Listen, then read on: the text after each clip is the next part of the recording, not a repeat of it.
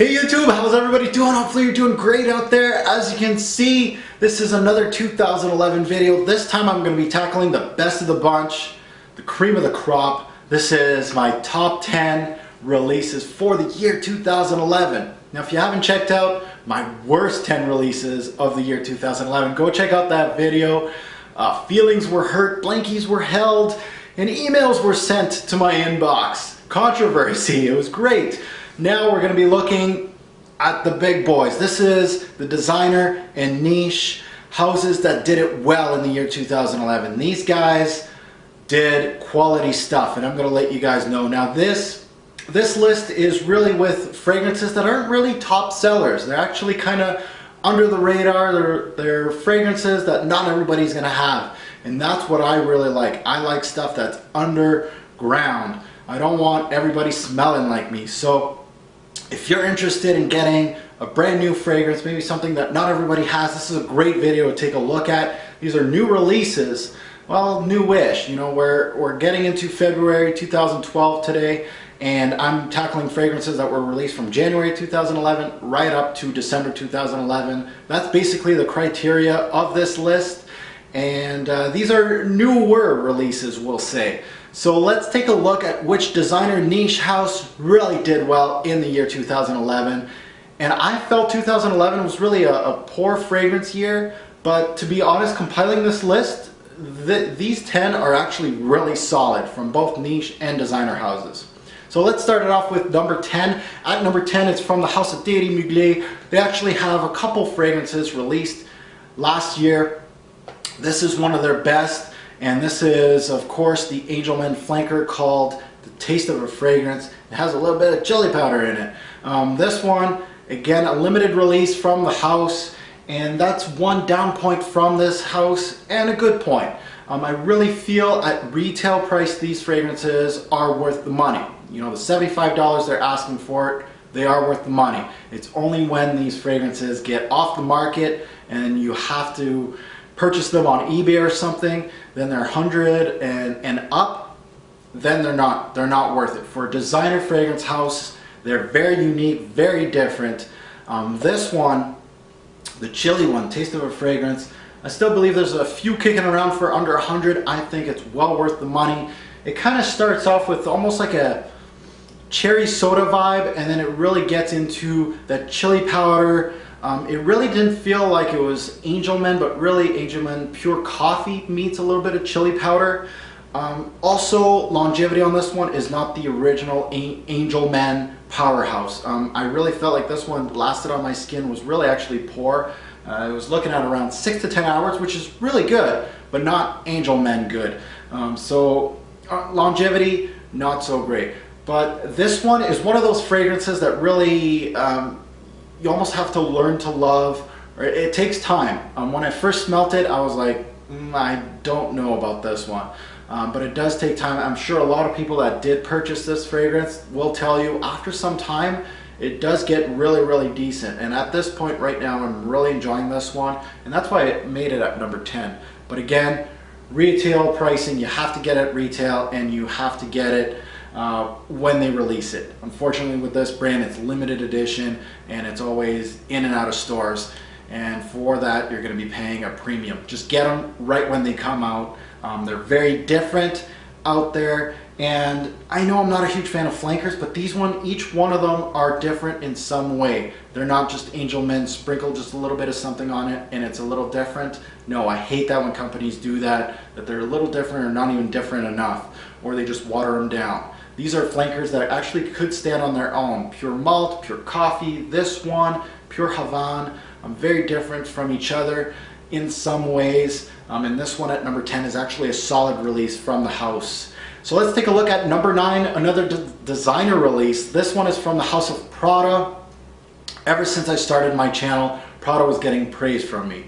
You can see, I think I reviewed Prada Amber Purum. It was one of my first reviews on YouTube, and I gave it a glaring review. Also a Fusion Dome. I really like this house. And this is Amber Purum Intense. Now this is an EDP fragrance, and this one, Starts off with the same type of genre that Amber started out with a little bit of incense. So it's a little darker, but again, after that initial impression, then it gets a little darker than the original. Very nicely done from Prada. I really like that they made a darker fragrance, something really geared for fall and winter. This is well done. I really have no issues with Prada as a house, and Intense did a great job on me on my skin. Longevity projection, good, solid, but is worth the price. It's a solid fragrance as far as smell, longevity, and projection. It's all above average. Go check that one out. Prada Amber Intense. Very underrated, I would say. This one kind of sneaked in as a release. I didn't hear much hype about it, and there's not too many people talking about it, so definitely a solid release from the House of Prada. Next at number 8 is from the House of Christian Dior. Christian Dior, always known for a solid release. And this is a flanker from their original, their classic, called Fahrenheit. This one is Fahrenheit Aqua. Now this is what the summer releases should have been. This is basically a grapefruit start, a nice invigorating start with a little bit of Fahrenheit peeking in the background. It's a little different from the original Fahrenheit, but different enough to warrant a purchase. Again, I don't like flankers that are just, you know, just a tame part of the original, like the Le Male and the Le Male Summers. Those Le Male Summers are junk, guys. This is different enough to warrant a purchase from the original Fahrenheit, but original Fahrenheit lovers will like this, and the ones that might not like the original Fahrenheit might even like this also. So definitely sniff this one out. It is worth the money, and it is worth a purchase if you have the original Fahrenheit. At number 8, Fahrenheit Aqua, a good release from the House of Dior. Alright guys, let's take a look at the number 7 slot, and at number 7 we're going to be taking a look at our first niche fragrance house. This is from the House of Nasomatto. It's not a Japanese fragrance house, no, they're actually Italian based. Nasomatto, you must have heard a few times on my channel about Black Afgano last year. It was all Black Afgano year. I was really excited about getting that little bottle of black juice. Well, I purchased a few other Nasomatto fragrances since then. This is their 2011 release called Pardon. Now Pardon actually got a swift kick in the teeth by me when I first unboxed it in my haul. Nasomatto, crazy knows, they make great fragrances. Some of them really different, off the wall, and some of them are just pleasant, but again, well blended. You're getting quality from this house. Now Pardon, yeah, I gave it, you know, a subpar review in my first initial impression. I kind of feel bad because, you know, with the name it's correct. Pardon. Pardon it.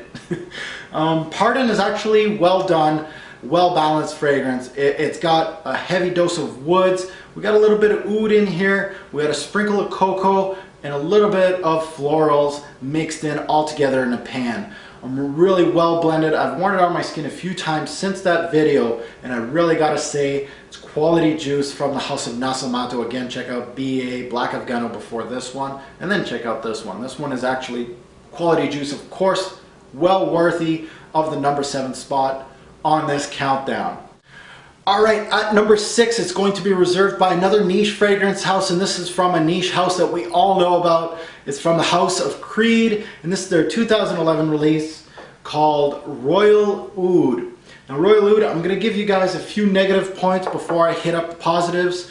The positive, of course, outweigh the negatives, obviously, since it's in my top 10 and not my worst 10. The negatives: bottle size, price. Bottle size 2.5 ounce, price $300. Very pricey, and I'm getting less juice, and it's more expensive than your classics from Creed, like Green Irish Tweed, Médecins Impérial, Silver Mountain Water, etc., etc. So definitely, if I'm walking into the Creed store and I'm smelling out fragrances, Royal Oud better knock my socks off. Unfortunately, against all those classics, you're giving me less juice, and I gotta pay more. The sales might not be there, to be honest with you guys. Easy way to rectify that: keep the 2.5 ounce bottle, bring it down $100 or so, so $200 for that bottle. Introduce a 4 ounce bottle at the regular Creed price of $280, and there's your positive. Yes, it's pricey, and I know oud, especially when you get quality stuff, and I know Creed goes and search out quality stuff in their fragrances. You can smell it. It is quality. I know it's pricey, but I know you guys inflate your prices. And at $2.80 for a 4 ounce, it's not stretching the imagination any one bit. I really think it can be done, and I think it would boost the sales of Royal Oud. Now the positive, which of course outweighs the negatives. When I first smelled this, I felt like it was really tame, and I did not buy it. I didn't purchase it when it first came out, and I walked away and I felt like it was a negative. But unfortunately, smelling it more and more now, I felt like I was underwhelmed, but really this is what Creed does. They do fragrances that are really subtle on the skin, and I should have known that it's going to be a quality fragrance, but it's very subtle. Now this is not an oud based fragrance. Like, this is not a powerhouse like the Amouages and the Montals of the world. Don't kid yourself, it's not going to happen. This is not a Canadian winter fragrance. No joke, it's not going to happen. This is a fall based fragrance. Now this has some quality stuff in here. It starts off with a huge blast of incense. I got some woods in here. I got some cedar wood. I got, of course, some oud. I know some people say there's no oud in Royal Oud. You're kidding yourselves. Go check your nose. There's oud in here. There's some spice in here. It's well blended. It's Creed quality, and it's well done. I really feel like this is going to be one of those fragrances that I can wear that's really versatile, and I grasped this fragrance with open arms, saying that Creed did something different as a fall dark wood fragrance for me, and this is definitely well done for the fall, and I applaud Creed for doing something a little different for once, something that it's more like a powerhouse for them, even though it's tame. Quality Juice at number 6, Creed's Royal Oud. Let's take a look at the top 5. At number 5, we have another niche fragrance house, and this is from the baller status. This is from the house of Amouage, their 2011 release. A nice white bottle called Honor Man. Now when an Amouage bottle makes, when I make a fall winter fragrance top 20 list, usually you're going to see an Amouage bottle and you're going to see it in the top 3. All day, every day, baby. Honor Man didn't make the top 3 in this list. Reason why, it's not one of my favorite from the line. If I had to name my top 5 Amouages, this one would be hard pressed to make the list. But that does not mean it's not quality, and that's why it makes this list. At number 5, it is a great juice. Definitely sniff it out. It's got heavy incense like most Amouages do. That's their signature. It of course has some florals in here. It's got some spice, but mostly it's got a nice blast of pepper. And that's what's really attacking my nose with Honor Man. Unfortunately, it is complex, it's well balanced like Amouage does, and for the price it better be. But this one, the pepper just doesn't do it for me. Unfortunately, Honor Man, still a good one. Sniff it out at number 5. At number 4, we're going to go back to the designer houses. This is from the designer house of Thierry Mugler, and this is again a flanker from the Angel Men line. This is Amen Pure Havane. This is their jewel for the 2011 year. Definitely get a bottle if you can at retail. Again, at retail. Do not pay over $100 for this fragrance, definitely. But at retail price, this one, it was a steal. Pure Havane doing great things on my skin. It almost has like a cherry cigar-like note. A very nice tobacco fragrance. And it's got a little bit of vanilla and honey, a little bit of sweetness in it. I really felt like this is not a potent tobacco fragrance, like in your face, a man's man. It's got a lot more sweetness to it, but it makes it much more versatile than those heavy tobacco fragrances. But definitely a winner from the Thierry Mugler house. Sniff this one out. Pure Havane, hard to get your hands on it. It's still out and about online. Get a bottle if you can. You will definitely smell different from the guy next to you. This one is a winner at number 4. Alright guys, let's tackle the top 3 fragrances released in 2011. At number 3, we're going back to the niche side of things. This is from the house of Frappe, and this is their 2011 release called 1697. Now this is a limited edition of fragrance, but they have re-released it to the public in a different concentration. But this one is a jewel, guys. This is something that you must like your different type of fragrances. This one is boozy. very much boozy. There's a rum note in here, there's some dried fruits, there's some cinnamon. Very much a unique fragrance in the game, and one, you know, I love my unique fragrances. I want to smell different, and this one is definitely a good one for your winter and fall. 1697 from Flashback. Let's go at number 2, and this is from a designer house. This would be your number 1 designer release in 2011, because the next one's going to be a niche fragrance. At number 2, it's from the House of D Squared. Actually growing on me as much as being the best D Squared release. This is Potion. It's the EDP version. This thing is warm, woody. There's some cinnamon in here. There's some spices. It is by far the best designer release in 2011. Sniff this one out. It's kind of hard to find, especially in the US. I think it's not released in the States yet, but it is a goodie, especially if you're Canadian. Sniff this one out. At number 2. Alright guys, this is the time you've all been waiting for. The number 1 release in 2011 is a niche fragrance. This one, it was hard for me to compile this list until I found this jewel right here. I didn't know what was going number 1 until I sniffed this one. Once I sniffed this one, it was easy. It was this guy and then the rest, basically. This thing is absolutely gorgeous. It's an amber-based fragrance. It's from the House of Histoire de Parfum called Abraham.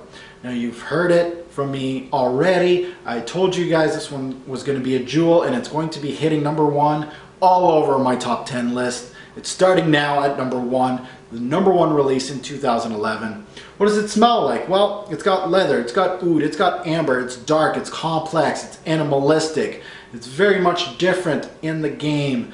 It's something that's just over and beyond anything else. It is a jewel, and it is the best release in 2011. Book it. Alright guys, hopefully you enjoyed my list. And I'm gonna pop out another video for you guys, hopefully get a review out this week. Hopefully you enjoyed my top 10 lists, my worst and best of 2011. Hopefully you enjoyed it. And again, sniff this guy out, Abraham, quality number 1 juice. I'll see you guys later.